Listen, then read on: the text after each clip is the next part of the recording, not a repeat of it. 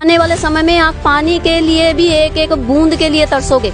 ये साल 2025 जो आ रहा है, मैं उन लोगों के लिए बोल रहा हूँ कि वो सबसे खतरनाक साल आ रहा है। 6-7 अरब है ना हम लोग, 30-35 करोड़ रह जाएंगे टोटल। और अभी तो रुको, क्लाइमैक्स अभी बाकी है। ऐसे वाले मंजर भी लोग देखेंगे कि बारिश जो हो रही है, जल की जगह वो बारिश, पानी की जगह खून उस आसमान से गिर रहा है।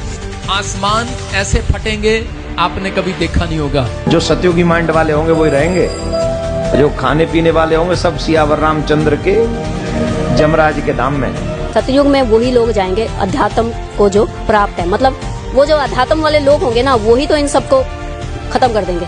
अपनात्माओं, अब भी कोई नहीं समझ सकता तो 1 साल के बाद फिर आपको समझ में आ जाएगी। वो कैसे आएगी? दुनिया में आगे क्या होने वाला है, आज इसी सवाल पर विस्तार से चर्चा करने के लिए हम आपके बीच कुछ आध्यात्मिक जानकारों के विचार लेकर आए हैं। इन आध्यात्मिक जानकारों में एक तरफ हैं साध्वी नूरी अनंता व कुछ अन्य आध्यात्मिक जानकार, वहीं दूसरी तरफ हैं संत रामपाल जी महाराज।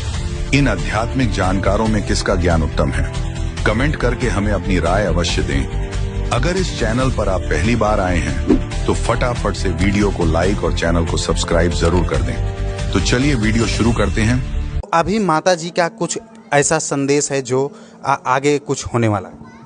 बिल्कुल, आगे बहुत कुछ यही, इसीलिए तो कहा ना। अभी मैं एक छोटे सी बात बताती हूँ। अभी कल परसों एक किसी रील देखी मैंने, वहीं कुंभ की है।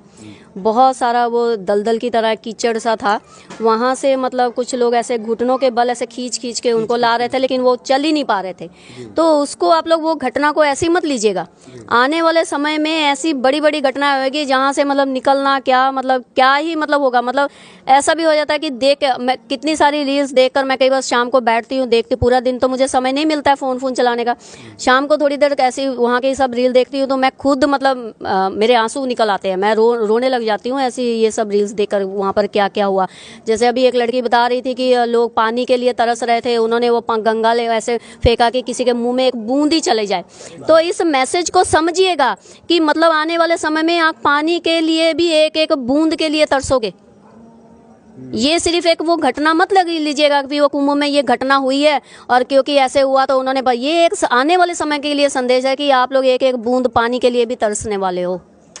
ये मतलब बहुत, मतलब ये मंजर जो ना, मैं देखिए ये बात मैं इसलिए कह रही हूँ कि ये सारी पिक्चर मेरी आंखों के सामने, ये सब चीज़ें महादेव महाकाली ने सब कुछ मुझे दिखाया हुआ है।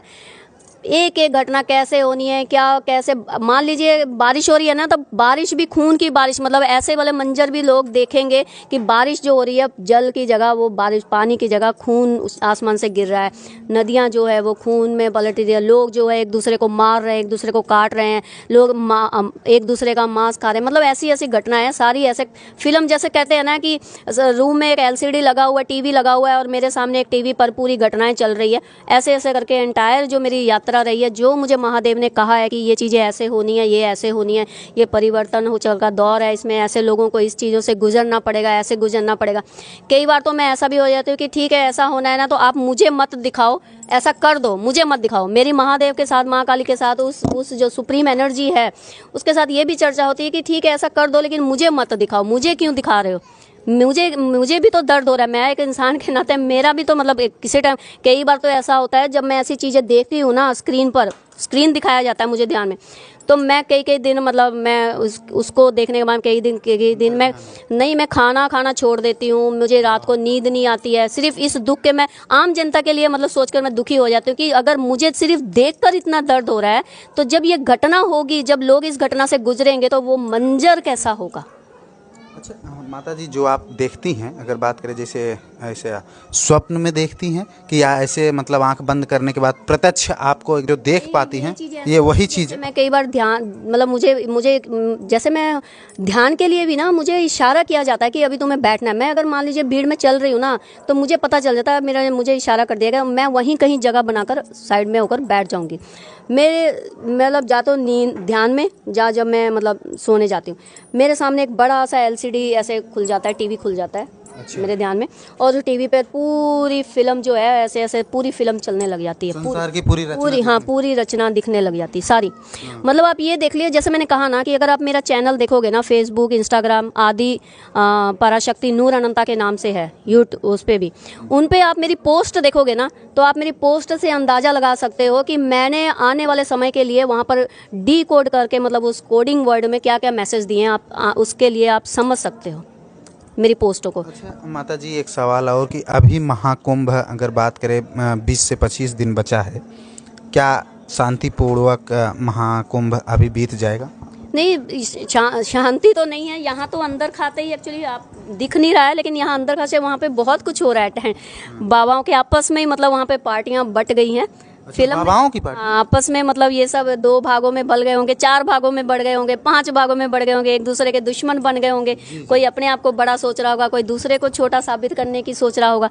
तो ये सब चीज़ें तो तैयार हो गई है। तो जैसे मैंने कहा था कि इस बार सब वहाँ से तैयार होके निकलेंगे, सब कुंभ से ना, सब कोई नया ज्ञान को प्राप्त होके निकलेगा, कोई तो अपने वो अहंकार के साथ निकलेगा, कोई तो मैं के साथ निकलेगा, कोई सोचेगा अब ये क्या हो गया, मुझे उसको छोटा दिखाना है, मुझे उससे बड़ा बनना है। सब इस तरह से कुंभ से निकलेंगे, तैयार होकर निकलेंगे। जो आपने एक बात और कही थी कि ये आखिरी कुंभ है, क्या सच में ये आखिरी कुंभ है? ये बिल्कुल आखिरी कुंभ है। लोगों का मतलब ना, लोगों का क्या, जब ये ज्ञानी कुंभ, मतलब क्या, जब वो ज्ञान ही खत्म हो जाएगा इस धरती से, वो लुप्त ही हो जाएगा, तो फिर कुंभ किस बात का हुआ?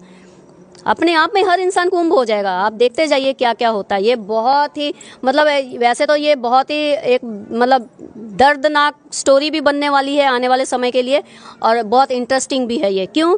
क्योंकि जैसे कहते हैं ना कि रामायण पढ़ रहे हैं हम लोग, सुनी है, महाभारत हम लोगों ने सुनी है, लेकिन ये जो कल की लीला चल रही है ना, हरिहर लीला, कल की लीला मीन्स हरिहर लीला, विष्णु जी और महाकाल, मतलब विष्णु जी माँ काली के रूप में और महाकाल महादेव, वो दोनों मिलकर लीला कर रहे हैं।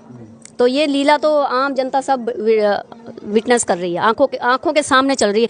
पूरी दुनिया में ये लीला चल रही है, सिर्फ भारत में नहीं, पूरी दुनिया इस लीला की चपेट में आ चुका है।